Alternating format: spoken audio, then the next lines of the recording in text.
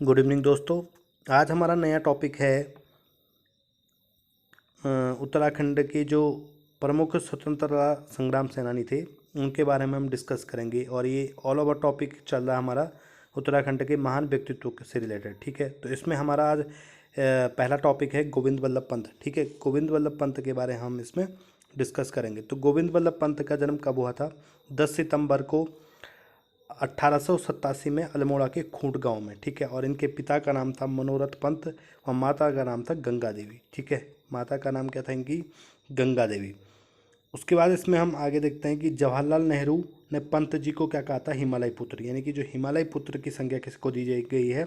वो दी गई है गोविंद वल्लभ पंत को। पंत के सहपाठी उन्हें गोविंद वल्लभ महाराष्ट्र कहा करते थे। क्या कहा करते थे? गोविंद वल्लभ महाराष्ट्र। ठीक है, और ये राजनीति में काफ़ी सक्रिय थे। तो 1946 में उत्तर प्रदेश के प्रथम मुख्यमंत्री कौन थे? आपके गोविंद वल्लभ पंत प्रथम मुख्यमंत्री। ठीक है, आपको पता है कि जो प्रथम उस समय जो 1947 के बाद जो आपका उस समय जो सरकारें बनी, ठीक है, तो उसमें आपका कई जगह तो अंतरिम सरकारें बनी। तो वहाँ पर आपका जो प्रथम मुख्यमंत्री बने वो कौन बने? आपके पंडित गोविंद वल्लभ पंत जी बने। ठीक है, उसके बाद हम यहाँ देखते हैं कि गोविंद वल्लभ पंत जी 1955 में देश के गृह मंत्री भी रहे। ठीक है, आपका देश को गृह मंत्री भी आपका ही रह चुके थे, मेंबर ऑफ पार्लियामेंट थे। फिर 1957 में उन्हें भारत रत्न दिया गया, भारत रत्न। और 1914 में काशीपुर में उन्होंने क्या किया? प्रेम सभा की स्थापना की। 1957 में उनको भारत रत्न से सम्मानित किया जा चुका था। ठीक है, ये आपके उत्तराखंड के मात्र ऐसे व्यक्ति हैं जिनको सिर्फ इकलौते ऐसे व्यक्ति हैं जिनको भारत रत्न से सम्मानित किया गया है। और कब किया गया है इनको? 1957 में। ठीक है, आगे देखते हैं। पंत जी ने 1903 में क्या की? हैप्पी क्लब की शुरुआत की। और 1928 में साइमन कमीशन के विरोध में नेहरू व पंत जी ने लखनऊ में क्या किया था? आंदोलन किया था। साइमन कमीशन गो बैक के जब उसमें चल रहा था तो उसमें नेहरू जी व पंत जी ने क्या किया? आपका आंदोलन किया था साथ में। ठीक है, और उसके बाद 1945 में अहमदनगर जेल में इनको क्या किया गया था? नज़रबंद किया गया था। ठीक है, जो आंदोलन के कारण इनको बाद में क्या किया गया था? नज़रबंद भी किया गया था 1945 में पंडित गोविंद वल्लभ पंत जी को। ठीक है, उसके बाद हम इसमें देखते हैं कि 1961 में क्या हो गया था? पंत जी की मृत्यु हुई और नेहरू ने पंत के लिए कहा कि हिमालय की धूल में पैदा होने वाला व्यक्ति हिमालय जैसा महान था। ठीक है, 1961 में इनकी क्या हो गई थी? मृत्यु हो गई थी। और इनके बारे में जो कथन दिया गया है वो पंडित नेहरू ने क्या दिया है कि जो पंत थे वो क्या थे? हिमालय की धूल में पैदा होने वाले व्यक्ति। और उनकी जो छवि को बताया हिमालय जैसा महान बताया गया है पंडित नेहरू ने गोविंद वल्लभ पंत जी को। ठीक है, तो इनके बारे में इम्पोर्टेंट बात क्या है कि आपका 1946 में उत्तर प्रदेश के मुख्यमंत्री रहे 1946 में। ठीक है, उसके बाद 1957 में इनको भारत रत्न से सम्मानित किया गया।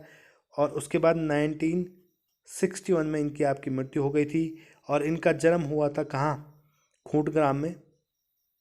ठीक है, और उसके बाद इम्पोर्टेंट ये है कि इन्होंने क्या की? हैप्पी क्लब 1903 में इन्होंने हैप्पी क्लब की शुरुआत की। ठीक है, तो ये आपके काफ़ी ज़्यादा इम्पोर्टेंट हैं इसमें। ठीक है, तो आगे हमारा जो नेक्स्ट है वो है, आप देखते हैं हम श्रीदेव सुमन के बारे में। ठीक है, श्रीदेव सुमन।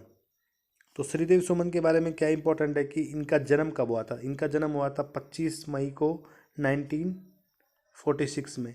25 मई 1916। 25 मई 1916 को जोल गांव में हुआ था।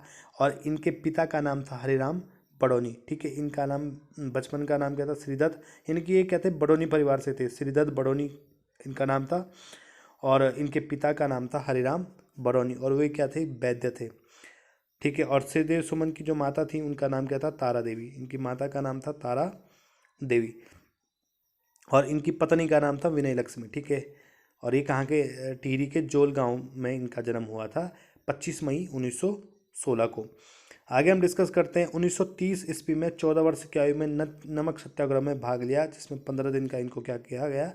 कारावास हुआ, 15 दिन का इनको कारावास हुआ नमक सत्याग्रह में जब इन्होंने भाग लिया। गांधी जी ने जो नमक सत्याग्रह स्टार्ट किया था, ठीक है। उसके बाद श्रीदेव सुमन ने पृथक राज्य की मांग के लिए क्या किया, दिल्ली में 1938 में गणदेश सेवा संघ की स्थापना की। ये इंपॉर्टेंट है, 1938 में गणदेश सेवा संघ की स्थापना किसने की, आपका श्रीदेव सुमन ने की, ठीक है। पृथक राज्य की मांग जो उठाई गई थी श्रीदेव सुमन द्वारा, वो आपका 1938 में उठाई गई थी। और वो उसके लिए उन्होंने क्या एक संघ बनाया, जिस संघ का नाम था गणदेश सेवा संघ, ठीक है। ये आपका इंपॉर्टेंट है। फिर आप यहाँ पर है कि श्रीदेव सुमन के प्रयासों से 23 जनवरी 1939 ईस्वी को 1939 में, ठीक है, 1939 में इन्होंने क्या किया कि टिहरी राज्य प्रजामंडल की स्थापना करी। और ये कहाँ करी, देहरादून में करी, ठीक है। टिहरी राज्य प्रजामंडल की स्थापना, ठीक है। जो टिहरी रियासत में आपका जो राजतंत्र चल रहा था, ठीक है, उस राजतंत्र के ये क्या थे, मतलब उनके जो उससे उनके कुशासनों से क्या थे, असंतुष्ट थे, ठीक है। आपके जो श्रीदेव सुमन, तो इन्होंने क्या किया कि यहाँ पर इन्होंने ये प्रजामंडल के उसमें थे, प्रजामंडल के क्या थे, प्रजामंडल के फेवर में थे। तो इसने इन्होंने क्या किया कि 1939 में देहरादून में क्या किया, इन्होंने टिहरी राज्य के प्रजामंडल की स्थापना की, ठीक है। उसके बाद इसमें आगे क्या है कि जो नेहरू ने टिहरी रियासत के लिए कहा कि टिहरी राज्य दुनिया भर में मशहूर होंगे, परंतु इसमें दुनिया में रियासत की कोई जंग इज्जत नहीं बढ़ सकती, ठीक है। क्या कहा कि नेहरू ने टिहरी रियासत के लिए कहा कि टिहरी राज्य के कैद खाने दुनिया भर में मशहूर होंगे, परंतु इससे दुनिया में रियासत की कोई इज्जत नहीं बढ़ सकती। क्योंकि वहाँ पर क्या था कि बहुत मतलब अत्याचारी शासन हो रहा था उस समय पवार वंश शासकों द्वारा, ठीक है। तो इस समय ऐसा ये टिप्पणी करी गई पंडित जवाहरलाल नेहरू द्वारा टिहरी रियासत को, ठीक है। और 21 फरवरी 1944 को श्रीदेव सुमन पर राजद्रोह का मुकदमा चलाया गया, ठीक है। कि आपका ये जो, क्योंकि पवार शासकों का अपोजिशन में चल रहे थे, ठीक है, अलग राज्य की मांग कर रहे थे, ठीक है। और ये आपका अपना जो टिहरी वाला एरिया था उसको भी चाहते थे कि ये जब भारत आज़ाद हो जाएगा ये भारत के साथ ही मिलना चाहते थे। फिर क्या हुआ कि 3 मई 1944 को श्रीदेव सुमन ने क्या कर दिया, आमरण अनशन किया स्टार्ट। फिर 25 जुलाई 1944 को 84 दिन की भूख हड़ताल के बाद श्रीदेव सुमन की क्या हो गई थी, मृत्यु हो गई थी, ठीक है।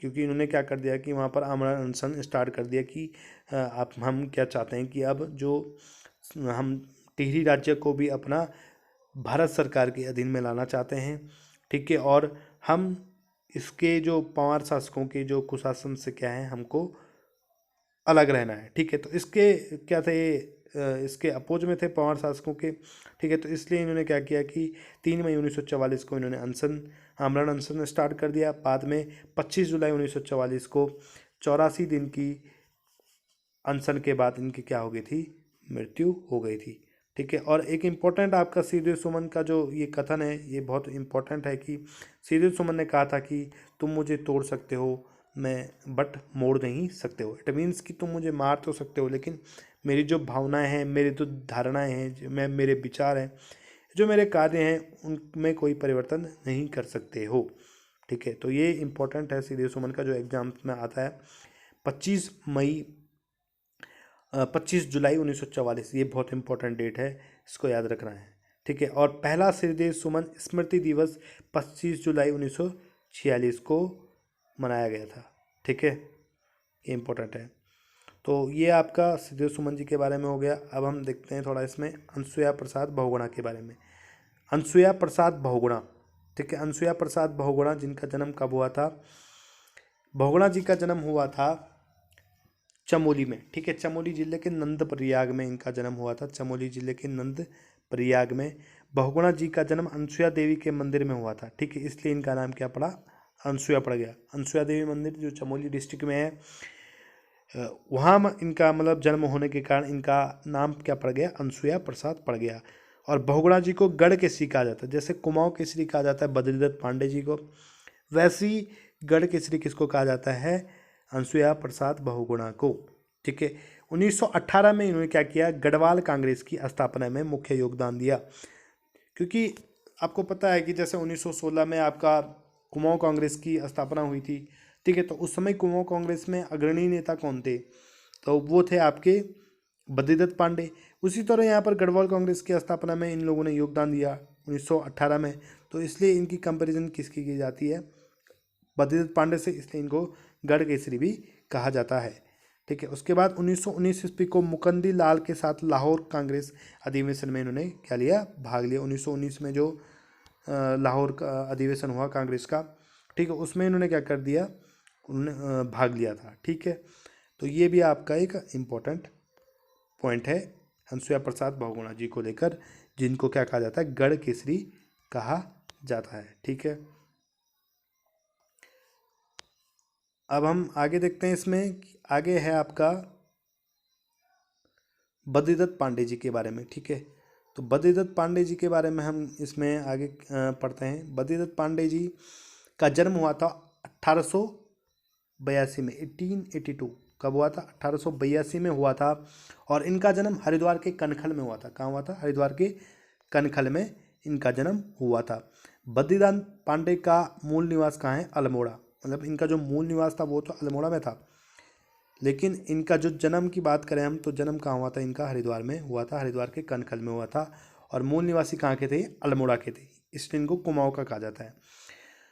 बीडी पांडे यानी कि बद्रीदत्त पांडे 1913 में अल्मोड़ा अखबार के संपादक बने। ठीक है, उस समय अल्मोड़ा अखबार स्टार्ट हो रहा था वहाँ पर कुमाऊं में, तो 1913 में इनको क्या कर दिया गया, उसका संपादक, उसकी संपादकता इन्होंने ज्वाइन कर ली।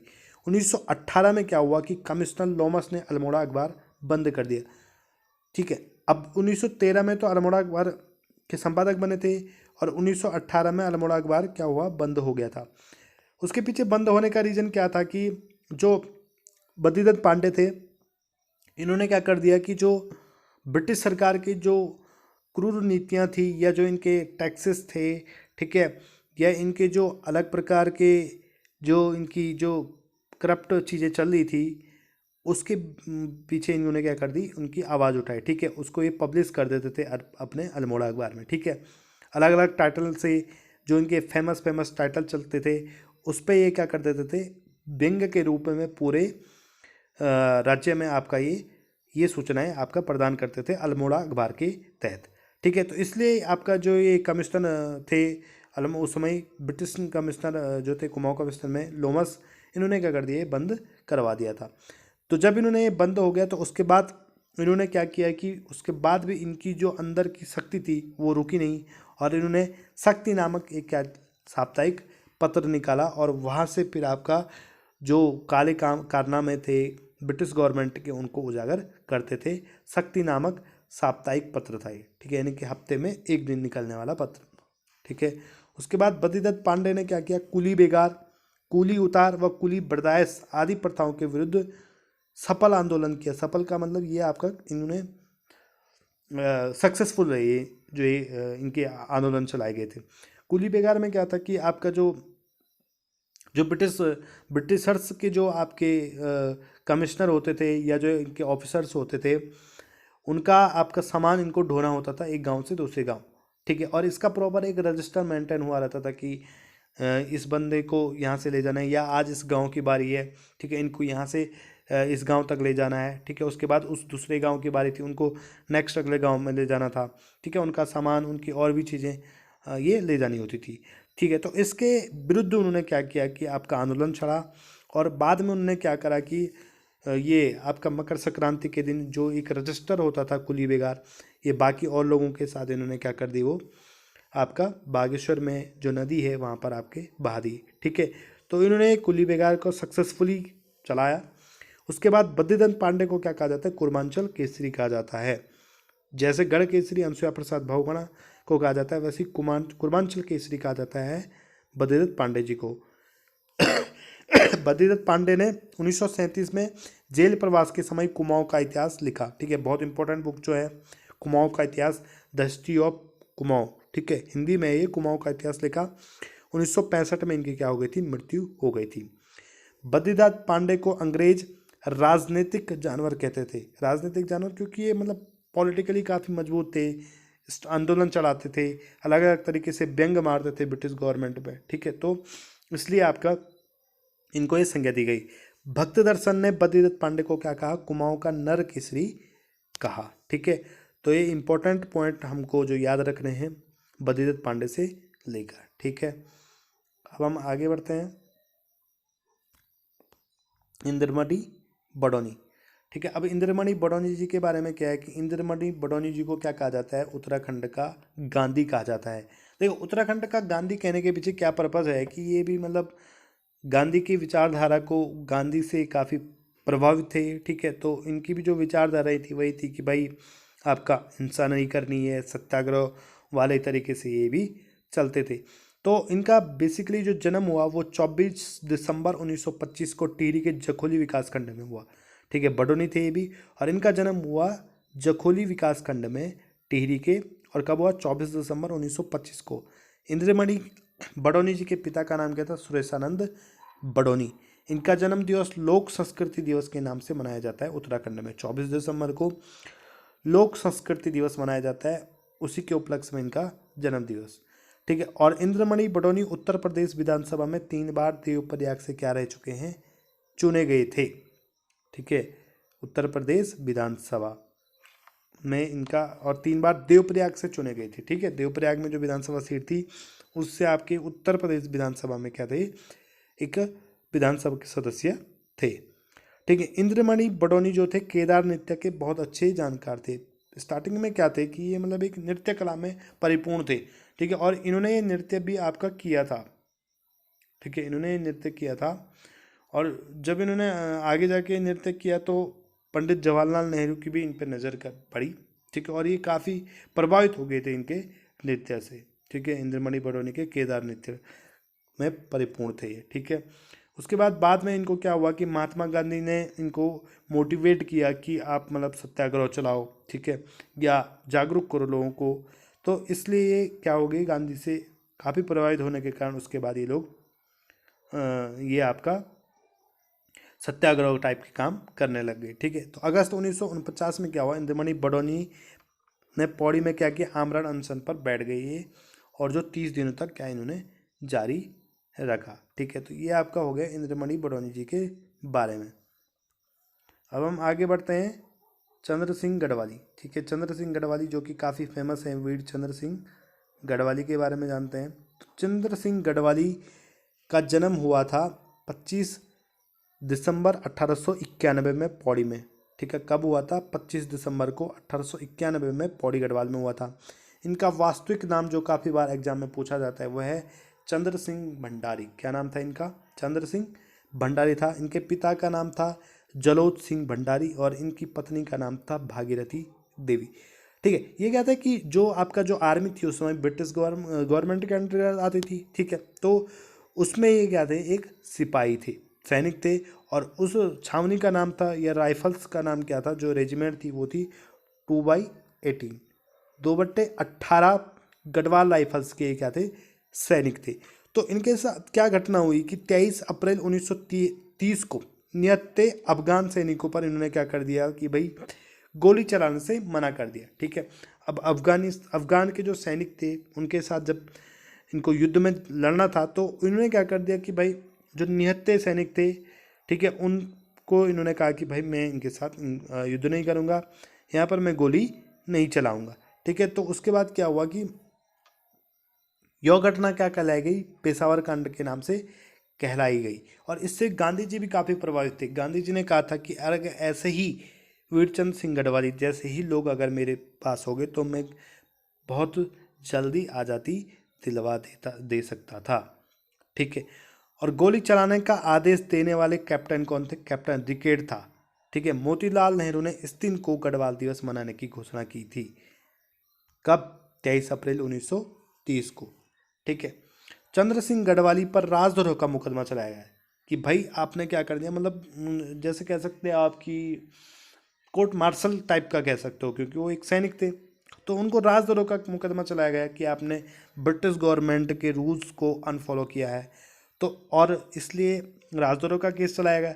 इनकी तरफ से जो पैरवी करी वो मुकुंदलाल ने करी, बैरिस्टर मुकुंदी लाल ने करी।